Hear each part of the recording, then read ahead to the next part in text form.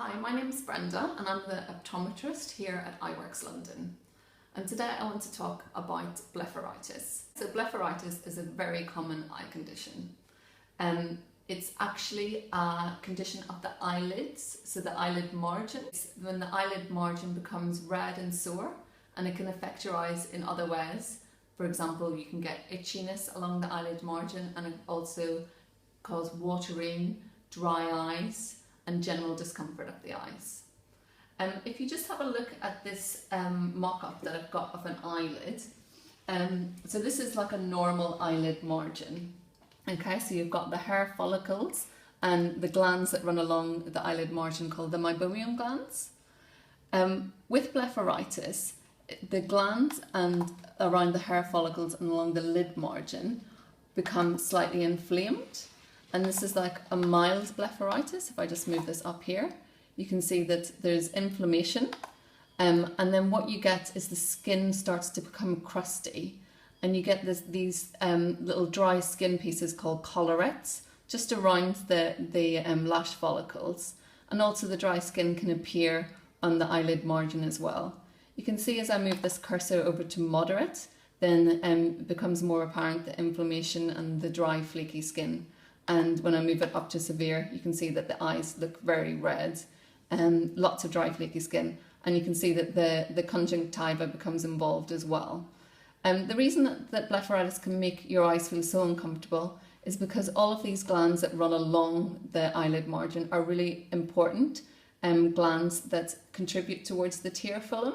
So if the tear film hasn't got the proper oils in the tear film, then your eyes dry out very, very quickly and become uncomfortable. You can have problems then with contact lenses if you're a contact lens wearer, and generally it can be quite bothersome. Most people in their lifetime will experience some blepharitis, just like most people in their lifetime may experience, for example, dry skin. So it's one of those things that's just really common. It can happen from time to time, go away for no reason and start for no reason. But it can also be managed, and that's what I wanted to talk about today, is how to manage blepharitis. So there's three main things that I recommend for blepharitis. The first thing that I recommend is a hot compress.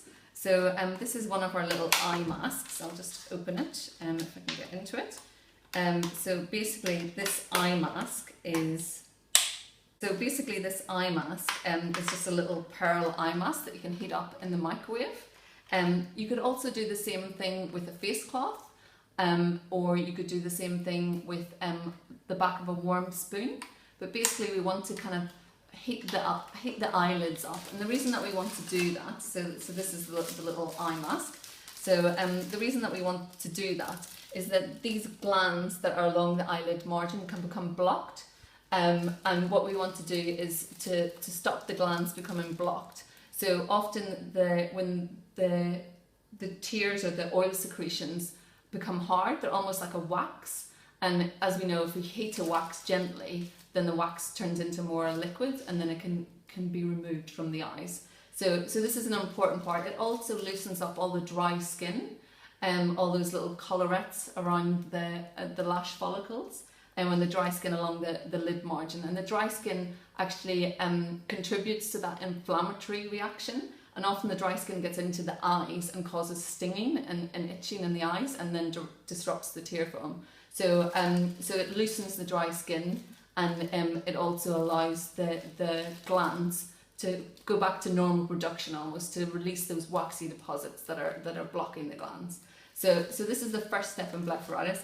I would recommend an eye mask just because it allows you to heat the eyes for a bit longer. So the heat stays in the eye mask longer than it would do in the back of a spoon, or in a face cloth that's been that has warm water in it. So that's the reason I would recommend an eye mask, and also it's a little bit more hygienic than a face cloth. So this particular one that you put in your microwave for, I think it's it says 10 seconds, you put it in your microwave, so really handy as well. Okay, so that's the eye mask. So first of all, eye mask, 2 minutes I would recommend for the eye mask. Then what you want to do is clean along the eyelid margin. So we have these little wipes that are especially made for blepharitis. They're called supernets, and they come in little packets like this. So you use the wipes along the eyelid margin, and if I just open one of the wipes, I can show you what they do. So open the little wipes like this, and they come out in a little packet or in little like tissues like this. Often I recommend just to fluff it up a little bit, so you get a little bit of like kind of foam with the wipe. And what you can do is just put it over your finger and run it along the lower lid and the upper lid.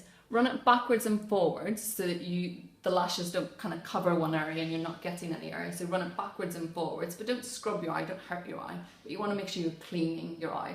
So it's important to do the upper rim, so the eyelid rim, the waterline, or where you put cold pencil, and also through the lashes, because the lashes, of course, have got all those little dry collars of dry skin around them.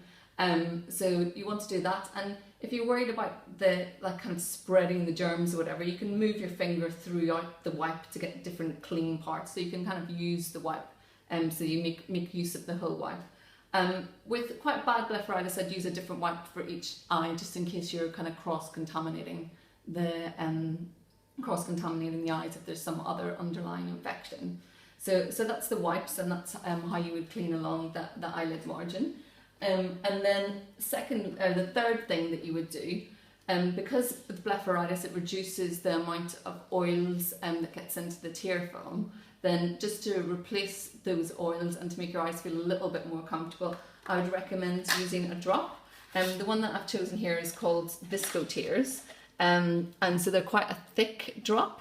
I would put those in your eyes. They're single use as well, and this is good because it means there's no preservatives in them, and preservatives often can cause slight reactions with some people who are a little bit prone to allergies. Then a preservative can cause an allergic reaction, so I would recommend to get a single-use drop. The other lovely thing about single-use drops is that they don't go off. For example, with multi-use bottles, you usually have to dispose of them within 28 days. But with these, their expiry date is quite a few years, I believe. So they're unlikely to go off before you've used them all. So this expiry date is November 2016. So you've got a year and a half to use these. So that's quite handy. Also, they're quite portable. So instead of carrying a bottle, then you can put a few of these into your wallet or into your handbag, and you can just use them on the go when you feel you need to do that. With the blepharitis, I would recommend, if you have got bad blepharitis, I would recommend that you do this twice a day for a week, and then taper that off. So you could do twice a day for a week, then do every day for another week, then do every other day for another week, and then I would keep it up. If you're prone to blepharitis, I would keep up the routine once every week. So just to keep on top of it, so that it doesn't keep coming back, and that you're always on top of it. So that's what I would recommend for your routine for blepharitis.